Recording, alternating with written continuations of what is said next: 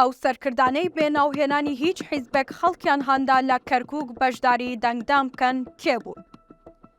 نزیکەی 10 ساڵە هەڵبژاردننی ئەنجومەنی پارێزگاکانی عێراق بەهۆی شەڕی داعش دواخراوە و بەڕێوە نەچووە. ئەنجومەنی نوێنەرانی عێراق بە هەماهەنگی ئەنجومەنی وەزیران ڕۆژی 18 کانونی یەکەمی 2023یان دیاری کرد بۆ هەڵبژاردننی ئەنجومەنی پارێزگاکانی عێراق.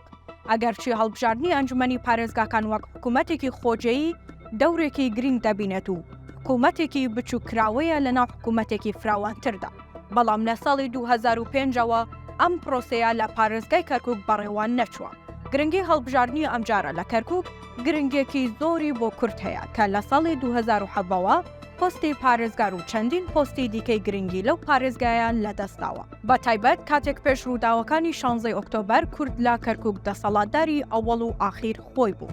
لە سەرەتاوە هەموو ڕۆشنبیران و نیشتمانپەروەرانی کوردستان داوایان کرد کورد لە کەرکووک یەکگرتوو بێت و بۆ ئەوەی زۆرترین کورسی ئەنجومەنی پارێزگاکە بەدەستپێنێت و پارێزگار بکەوێتەوە دەست کورد. دەبێت کورد لەو پارێزگایە بۆ یەک جاریش بێ بە یەک لیست بەشداری هەڵبژاردن بکات و دەنگەکانی کۆبکاتەوە. لەم ڕوانگایەوە کۆمەڵێک سەرکردەی دیاری کوردستان لەم چەند ڕۆژەدا لە پەیام و بڵاوکراوەکانیاندا بەردەوام هانی خەڵک دەدەن بەشداری هەڵبژاردنەکانی ئەنجومەنی پارێزگای کەرکووک بکەن بێ ئەوەی هیچ ئاراستەیەکی حیزبی دیاری بکەن. ئەژیەمین کەسی یەکەمی هەواڵگری هەرێمی کوردستان و یاریدەدەری ڕاوێژکاری ئەنجومەنی ئاسایش بێ ئەوەی هیچ ئاراستەیەکی حیزبی بۆ دەنگدەران دیاری بکات داوا دەکات لە پێناوگەڕانەوەی پێشمەرگە بۆ کەرکووکی کوردان لە پێناوگەڕانەوەی شکۆ و سنگ و قورسایی کورد لە کەرکووک ڕۆڵەکانمان لەو پارێزگایە بەشداری دەنگدام بکەن. کەسی یەکەمی هەواڵگری کوردستان دەژڵێت هیوادار بووین کورد بە یەک لیست و بە یەکدەنگ بەشداری هەڵبژاردنیان بکردایە، بەڵام داواکارم کە هەموو لایەک بە ڕۆحێکی نیشتمان پەروەریەوە بەشداری بکەن و دەنگ بدەن با کاندیدە کوردەکان.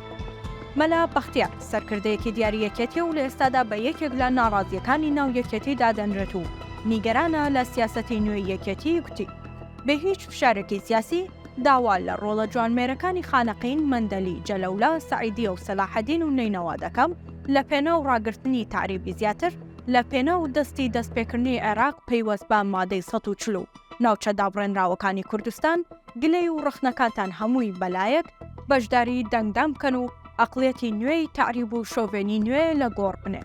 محمود سەنگاویش کوتی داواکارم لە یەکە بە یەکەی هاونیشتمانیان لە ناوچە داگیرکراوەکانی کوردستان بەگڕ و تینەوە بەشداری هەڵبژاردن بکەن و دەنگ بە لایەنی دڵخوازی خۆیان بدەن و بە دەنگەکانیان کوردستانی بوونی کەرکووکی خۆراگرە و سەرجەم ناوچە داگیرکراوەکانی کوردستان بسەلمێنن. عوسمانی حاجی محمود سەرکردەی پێشوو لە بزوتنەوەی گۆڕان کوتی ڕۆژی 18/12/2023 بەشداری پرۆسەی دەنگدام بکەن و دەنگ بدەن، چونکە بەشداریکردن و دەنگدانی ئێوە سەنگی کورد لەو ناوچانە بەهێزتر و پایەدارتر دەکات.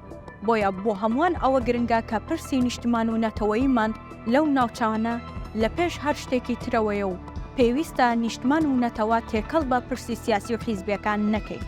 لاهور شێخجەنگی ئەگەرچی لەسەرتاوە ڕەتی کردەوە بە لیست بەشداری هەڵبژاردننی ئەنجومەنی پارێزگای کەرکووک بکات، بەڵام لە بەیاننامەیەکدا ڕایگەیاند تکا لە هێزەکانی پێشمەرگە و هێزە ئەمنیەکان و تەواوی دەنگدەران دەکەم.